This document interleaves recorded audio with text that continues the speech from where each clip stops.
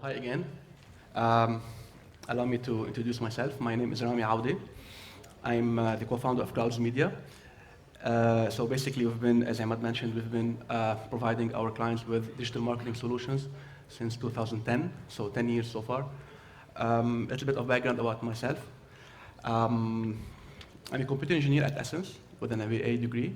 I also teach e-marketing at LEU. I'm here today to talk about the opportunity for e-commerce in the Middle East and North Africa. That's our topic for today. Allow me to ask you a couple of questions first. Who among you guys is in e-commerce? Who has an e-commerce business? All right. And who is actually willing or who has a plan to venture into e-commerce? Okay, perfect. So I guess you're going to be really very much interested in this talk. I start here. There has never been a better time to be in e-commerce in the MENA region like now. And why is that? Let's have a look. I will start with a few numbers, a few stats, and then I'll show you a few graphs to corroborate this. So in 2017, e-commerce surpassed 10% of all global retail sales. Today, e-commerce is a $2.2 trillion business or market. And it's expanding at an annual growth rate of 24%, which is 4 times faster than the global retail sector as a whole. Also, e-commerce is becoming the key growth engine for retail. Its contribution has risen from 7% in 2012 to 39% in 2017, and it's also expected to surpass 50% by 2020. So, where do we stand? Let's see the MENA and how this region adopted digital. Few facts, very interesting facts as well. The share of digital media increased from less than 10% in 2012 to more than 30% in 2017. Budgets, and you tell me better than, you know better to tell me. Aren't you dedicating more budget now to digital rather than putting your whole budget on traditional media such as TV or radio or billboards? In March 2017, Amazon announced the acquisition of Souq, the leading MENA e-commerce company at that time, for $580 million. Later in the same year, Mohammed Al-Abbar, chairman of A'mar Properties, launched Noon, another e-commerce business, another e-commerce venture, with $1 billion investment, and it was a funding backed by the Public Investment Fund of Saudi Arabia. So that's it, this huge, growth. So e-commerce growth in the MENA region. In 2017, e-commerce as a market size accounted for $8.3 billion, with an average annual growth rate of 25%, annual growth rate of 25% since 2014. E-commerce in the region has been growing slightly ahead of the global average. The GCC and Egypt alone account for 80% of the e-commerce market in MENA, and they have been growing at a 30% annual rate, more than twice as fast as the rest of the MENA. And this leads me to this slide. There's a very big opportunity, guys, for e-commerce in this part of the world. Why? What we see in red is the e-commerce percentage of global retail. So we call it e-commerce penetration rate, right, compared to the global retail. So let's have a look. MENA, GCC, UAE, Saudi Arabia, Egypt. The numbers are low, right? Aren't they? Now, if we compare them to developed markets such as the UK, US, France, or to other emerging markets with moderate growth, such as Russia, Brazil, Turkey, or to other emerging markets with, this time, higher growth, like China, India, Indonesia, we can sense that the numbers are shy. However, let's make no mistake, if you take UAE with 4.2 and compare it to Brazil, it's pretty much comparable, right? But where is the growth? The opportunity lies if we compare this region to markets such as UK, US, France, and China. Right? Also, very good news. The MENA client, the MENA consumer, is ready for e-commerce. Why? Consumers in this part of the world, compared to their counterparts in markets such as UK or US and China, they spend more time online, and they are more on their smartphones or using their smartphones. They are more on social media. And this is where we can reach them, right? This is where we can reach them. So the numbers everywhere are are surpassing the numbers in the US and China somehow. Also, another reason why the MENA consumer is ready for e-commerce, as Ahmad mentioned, there's something called the buyer's journey, right? So we start with awareness and then consideration and then purchase. So during this journey, let's compare the behavior, or let's compare some metrics related to consumers. Let's take the discovery phase. Users or consumers in the MENA region, they get inspired, they get ideas online much more than their counterparts in UK, for example. So here we have Saudi Arabia and Egypt versus UK. Same thing goes for getting or looking for brands online. Also, consumers in the Saudi Arabia and Egypt tend to look online for brands more than their counterparts in the UK. Now, for the research or consideration phase, when it comes to comparing products, prices, and features, the percentages are pretty much similar, right? However, look at this, videos. We like to watch videos in this part of the world, right? So the difference is big, 20% for this region compared to 7% only for people who like to watch videos in the UK. Now, thing is, even though maybe we're not purchasing online yet, similarly to the case in the UK, but we're there. During this journey, we are online. But the bad news is, or the opportunity, is that we're not purchasing online as much as users in the UK. Even though, guess what? We spend, as an average basket value, more than what they spend in the UK. The average basket value is $150. We are actually spending $150 as an average per sale versus $139 in the UK. And this brings me to this slide. Look here. So, despite the fact that we spend in this region approximately equal or even more than what they spend per basket in the UK, China, and US, and despite the fact that as a percentage of internet users shopping online, we also have high numbers compared to the other markets, we don't purchase online a lot. The frequency is low. And that's mainly due to one thing, to the limited product offering online. So here we have around 3 to 4 purchases annually, around 2 to 3, around 1 to 2. So we have multiple factors that limit our online purchasing. A market, the MENA market, is expected to grow up to 4 times its current size. So in 2017, as we said in the previous slide, the market size was about 8.3 billion, right? It's expected to become, after only 5 years, in 2022, 28 billion. So look at this steep growth. And this is where we should be. This is the best time for us to venture into e-commerce. Let's move to Lebanon. Lebanon is ranked 5th on e-commerce readiness in the Middle East and 56 worldwide. According to the latest available data, 2.3 million people actually shopped online in 2016 versus 1 or 2.1 in 2015. Nice data. However, when people asked, they are still afraid. 44% of those people would say that we are actually afraid of transacting online. Why is that? What are the factors that deter users from purchasing online? And those are a few factors.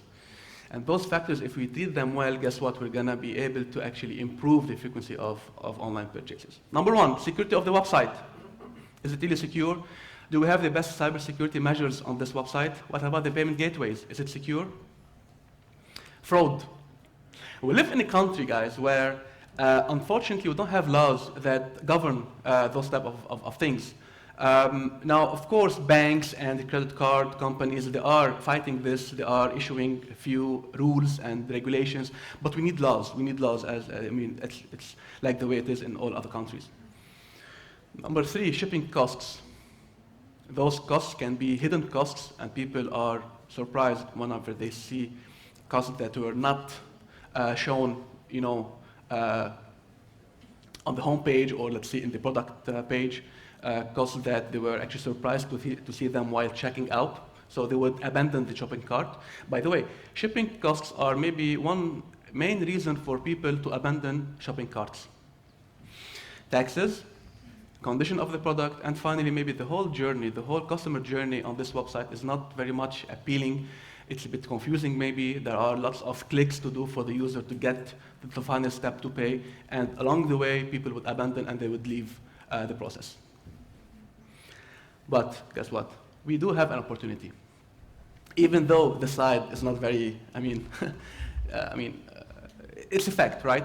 We live in a country where we lack a lot of digitization. The digitization index is very low in Lebanon, and it reflects in all kinds, in all categories of businesses, whether it's a consumer to consumer, business to consumer, government to consumer.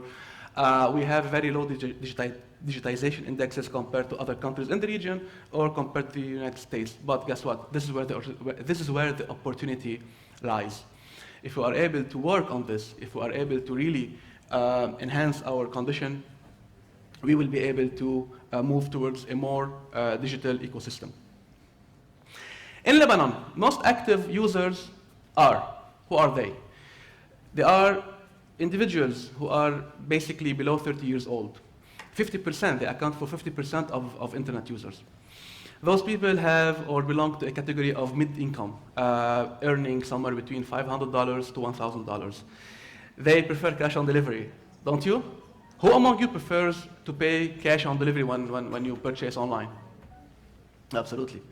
That's your preferred, and that's our preferred payment term. This is the problem. This is the problem. I totally agree. Because the government didn't give us the platform to Absolutely. pay. Absolutely. We don't have the platform. How can I establish an e-commerce without a mean for collecting the money? Absolutely. And this is why cash on delivery is a solution. Yeah. I will tell you just one thing. Let me just share with you one personal experience. We used to have an e-commerce website, me and Ahmad again. And it was launched back in 2012. At that time, we didn't even have internet cards at that time. Now we have banks, right, that issue internet cards for online purchases. At that time, we did an experiment, me and Ahmad. We stopped cash on delivery, and our sales went down by 60%. 60%, they plunged. So. It's still the same rate. Mm-hmm. It's still the same rate. It's still maybe the same rate, absolutely. We don't have PayPal. We don't have PayPal. That's another problem. You're right. What are the top shopping categories, though, in Lebanon? What people like to shop online? First of all, clothing, followed by travel, and finally by electronic devices. Okay? And why do Lebanese people tend to shop online? For what reasons? For three main reasons: to benefit from competitive prices, to enjoy group offers, and finally to get exclusive products. Now, for those of you who are willing to venture into e-commerce, what things you have to consider before doing that? First, number one, first and foremost, evaluate demand. That's major, guys. Why? Because by evaluating demand, we can really know if the niche that we have chosen as a market for us is profitable to enter to or not. Otherwise, don't do it, don't enter it. And that's where, by the way, market research and feasibility study come into the picture. Number two, growth. Isn't it the bottom line for any business? Any of you guys here who have businesses, don't you want to grow? And you have to study this. Do you have ways to grow, whether by diversifying your product offering or maybe by going to another geography? So put growth in your mind, right? Before you open your e-commerce shop, see if you can grow. Number three, security, as I mentioned before.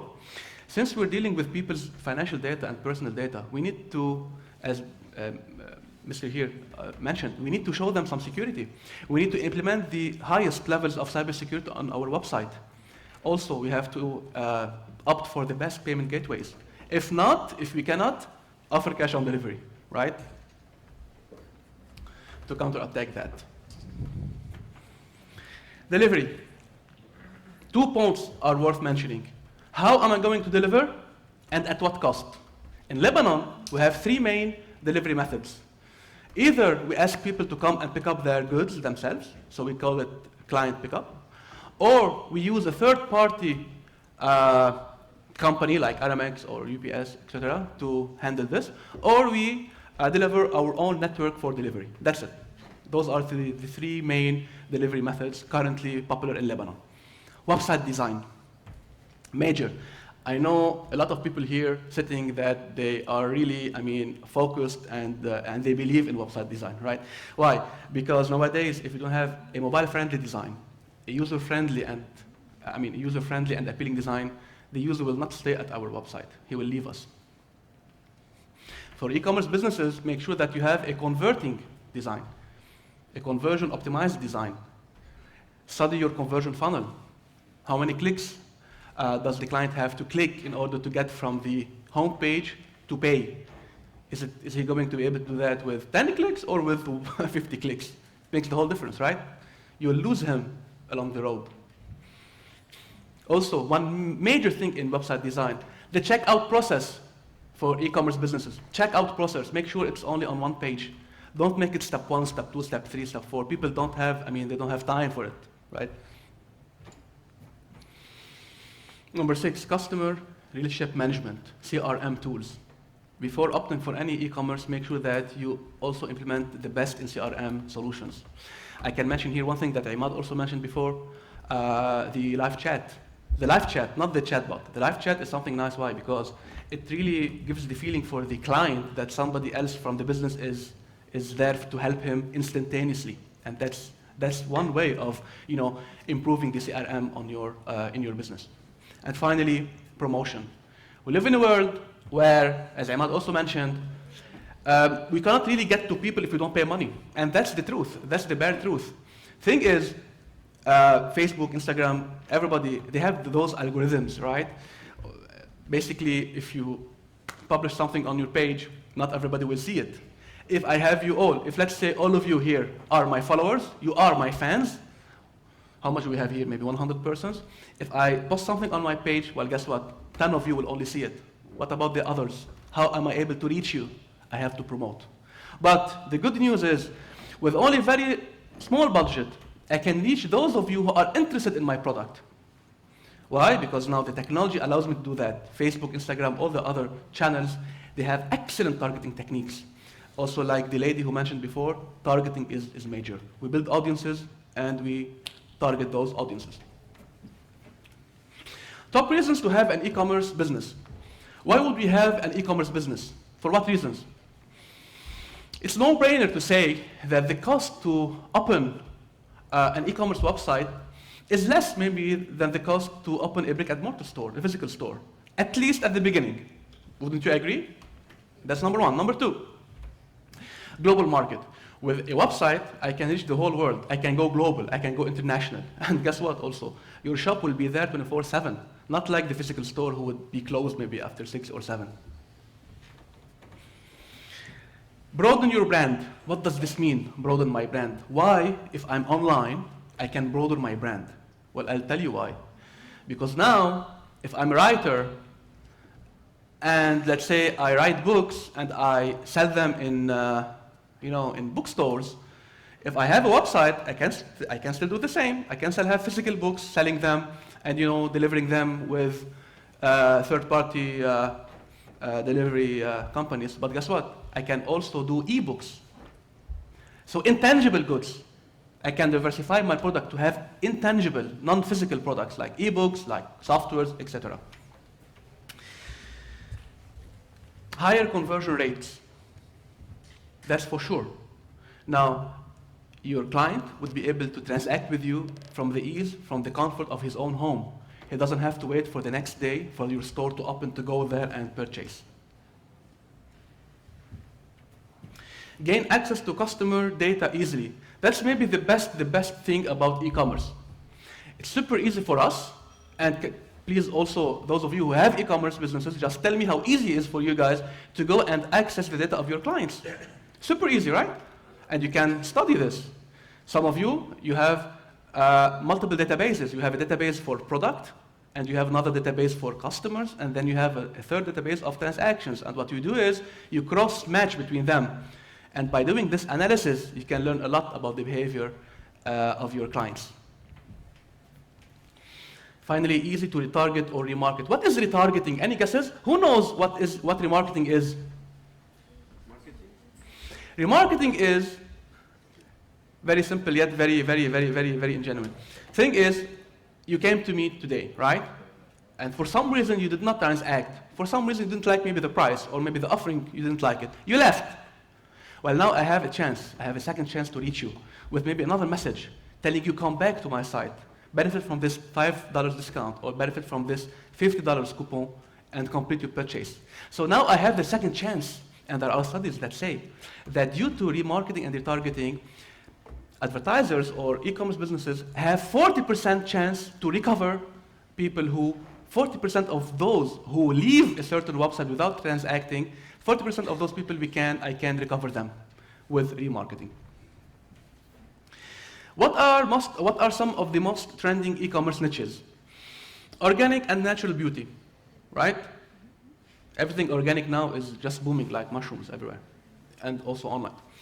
Baby equipment, vitamins and supplements, matchas, tea-related stuff, handmade items, pet supplies, travel accessories, clothing, and men's grooming products. So those things, those categories are really trending all over the world and also in Lebanon.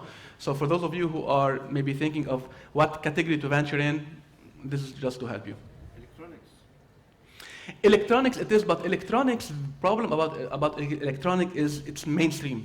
So you'd be competing with sharks everywhere in the world. Those are pretty much more kind of, if you can be designing your own product, you can be designing or producing your own product if it's an organic product, so it's more easier. Women accessories, sure, like local designers. Now, of course, you'd be maybe willing to create your own e-commerce platform. You would be willing to pay money to create your e-commerce website from scratch. But what if, and we have people here, maybe you don't want to really invest a lot of money at the beginning. So you go to a platform that would allow you to have a shop there within a few clicks. Within an hour of time, you can build a shop, you can build an e-commerce shop and start selling to people. So we have platforms such as Shopify, Amazon, PrestaShop and Magento are maybe the most two advanced, let's say, platforms to develop e-commerce websites. We have also Ariba in Lebanon and eComs. We get to this slide. This is a really important slide. It's maybe the best slide in the whole presentation. Why? Because it's in line with what we were saying before, the opportunity, where the opportunity lies. Let's have a look at this map. What does this map tell us? Those are, by the way, the companies that got each more than $100 million in investment. So look at how many companies we have in the US, and look at how many companies we have in the Far East. A lot. And here, in our region, we have only maybe a couple. And this means that we still have a lot of room here. We can really, we can have more e-commerce businesses. We can go and ask for more funding. The appetite the appetite for investors to invest in e-commerce is there, and other players are getting the pie, if you can say it, the biggest part of the pie. Other players are getting it, and we're only getting very small part of it. Global share of funding to top e-commerce companies. Again, this is in line with the map that we have seen. Most e-commerce funding goes to China, India, United States, and this only leaves us with what, 3% to our region? And this is actually how we can counterattack that. We have to launch more e-commerce businesses. We have to launch more e-commerce businesses with good products, with a good growth path, and guess what? We can get funds. Because those guys were able to get funds, we can get funds, right? Let's have a look at some companies who got funds lately in the region. So, as we mentioned, acquired by Amazon for $580 million. Mom's World, women, as you mentioned, they raised $20 million in 2018. Glambox, it was acquired by a Saudi consortium in 2017, but the value was never was never actually disclosed. Luxury closet also for women as a category, for audience, as an audience category.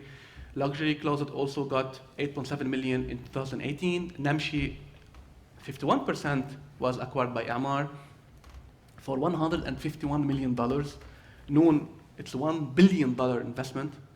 $1 billion online shopping platform launched in 2017, only 2 years ago. And finally, the list, who raised 1.7 million in 2018, right? So those players were able to actually raise funds, and definitely were able to do so because the appetite is there. Finally, how are we able to succeed on the e-commerce front. Number one, optimize your 3 Ps: product, product selection, payment methods, and product delivery. That's major, first and foremost. Number two, if you can, sell your own products. Why? Because you'll be able to really control the costs, the hidden costs, the taxes, the customs, right? So if you're able to do that, do it. There's a trend now that a lot of people in Lebanon actually go to design their own products, like accessories, and they're doing extremely well. And also they sell a lot on Instagram, as the minister said before. And that's the truth, right? Number three, e-commerce tends to be a capital-intensive business. So make sure that you have investors along the way. Just one thing, a couple of days ago, one of my students told me that he studied that traditionally, the cost to retain a client in traditional marketing, the cost to retain a client is less than the cost of getting the client at the first place, what we call it client acquisition cost. And it might be true, because now today when we go to a physical store, if you like the store, if you like the person, I'm gonna come back to you. So you might have maybe paid, let's say, $1 million for TV campaign and billboard campaign, and you got those clients. But once you got those clients, you might retain them for good if you have good experience in the brick and mortar store. But guess what?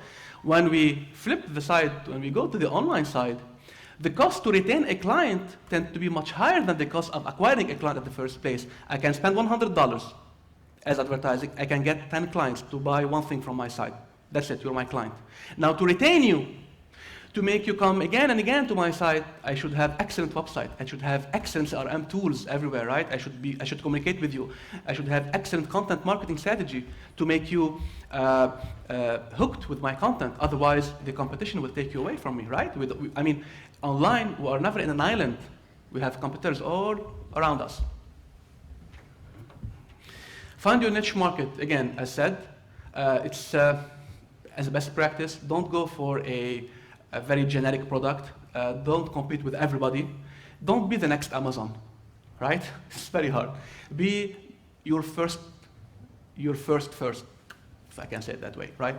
To create something that you can really control its cost, or maybe that you have full control over it, and sell it. Find your niche. And finally, it's always recommended to monitor very important or few major financial metrics, such as return on investment, ROI. Always monitor it. And also always make sure that your CLV is greater than your CAC. What does those two terms mean? CLV stands for client lifetime value.